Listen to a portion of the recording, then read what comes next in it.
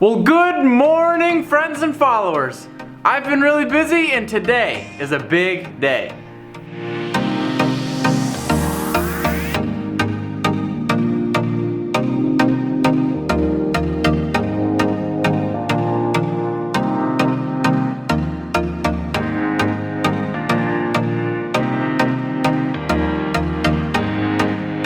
Today, as long as the truck doesn't get stuck in the muddy driveway because it's all the snow's melting, we're getting insulated.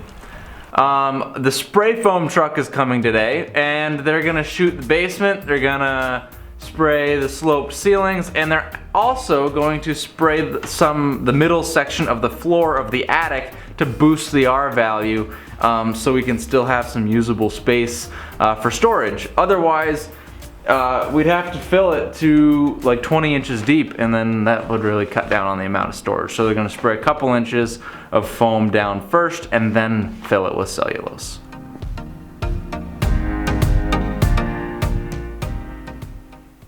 The last few weeks I've done a whole lot of stuff in order to prep for insulation, including installing drywall on all the second floor ceilings to help hold the cellulose in the attic. That also meant putting drywall on the ceiling of the mudroom as well, and I've been doing a lot of air sealing with canned foam. I went around in the attic, filled a bunch of cracks.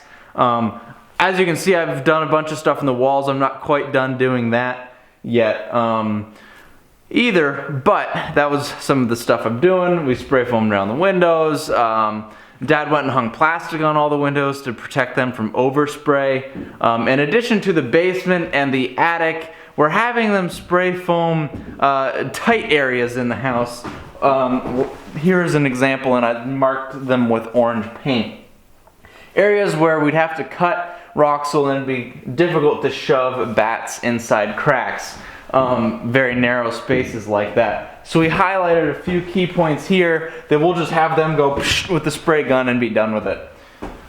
We also asked them to come in and spray the corners. It was a little bit difficult to get caulking down and around the bend here, down inside the crack, so we're just going to have them shoot it, and then we know that corner is fully air sealed as well. And then we also had a boxed corner in the master bedroom closet here, as well as the corner of the front bedroom. So I drilled some big old holes in it, trying to get access inside this cavity, so hopefully that's big enough they can shoot the spray foam gun in there and fill this cavity with foam as well, so we don't have a cold corner.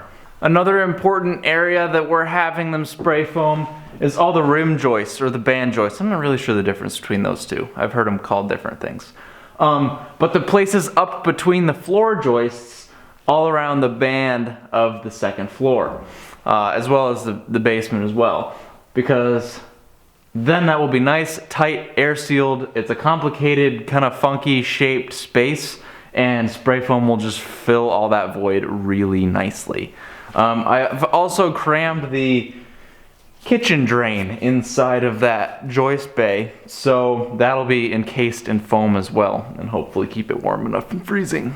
It feels kind of nice in here. We've got everything cleaned up and covered and condensed. We've got all the tools put away. We've got, a pile of crap like, wood scraps and rockwool bats and drywall shims and trash cans, and got the wood stove covered up, and they're gonna take care of covering up like the tub and stuff like that. At least I hope so. And then got the radio picked up, and all this other miscellaneous crap is condensed, so they can just throw a tarp over that as well. Another little thing that I did before it gets buried in foam in the basement is I installed a piece of conduit right here. This is where the internet is going to come in from the outside. So it's going to come up, we've got our electrical panel out there. Right next to that we're going to have the internet panel.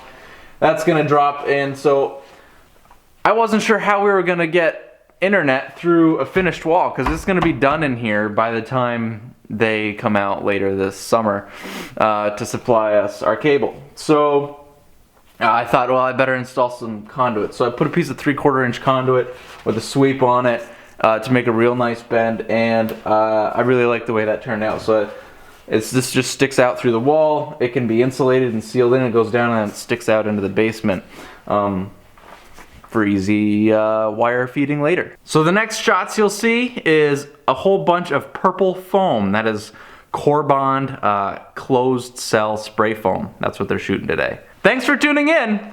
We'll catch you later.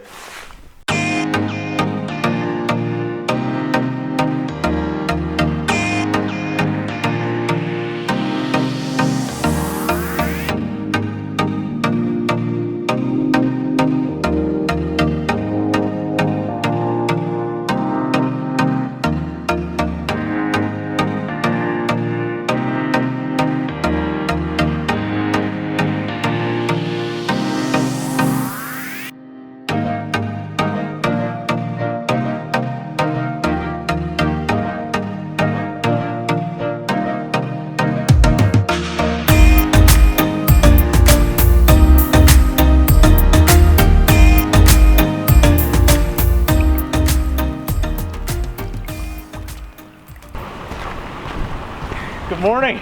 Morning. You made it further than I thought you did. I figured you'd get stuck back there where the water's flowing. No, we got up to here and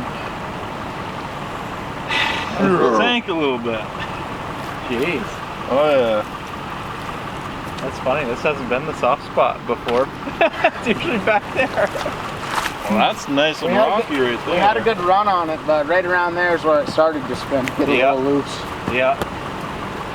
I don't know, let him give it hell one last time. We'll see what we can do.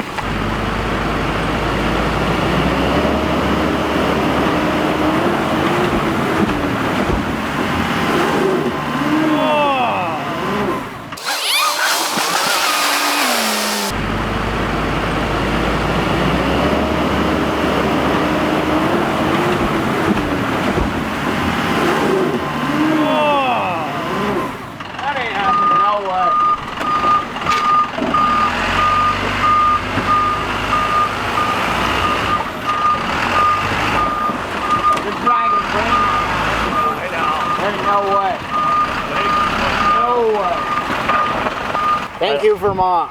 I don't see how that's happening.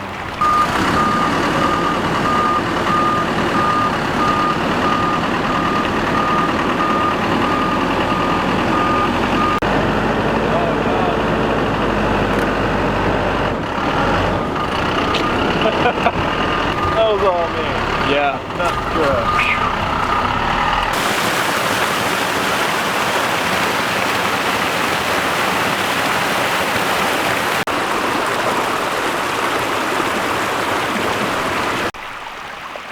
Well, that ain't happening today.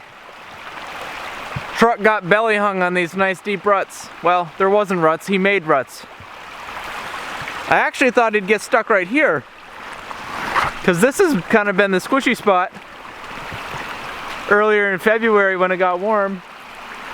But all this heavy rain and the snow melt the last 24 hours washed away the silt and the mud on top of here, so this is good gravel again. Allowed them to get just enough speed and traction, come up, bounce across this gravel, and then just settle right into this soft spot. It was cut away late in the fall, and I didn't have time to put any gravel back on it. Or dragon gas tank, dragon frame. So we're gonna adjust the schedule, hopefully come back Monday, because Sunday night they're calling for a low of 22. So I'm gonna go get on the tractor, drop the snow plow, put the bucket on, and try to just smooth this out. So hopefully Sunday night it'll freeze solid enough that they can scurry across it. We'll see. Till next time, we'll catch you later.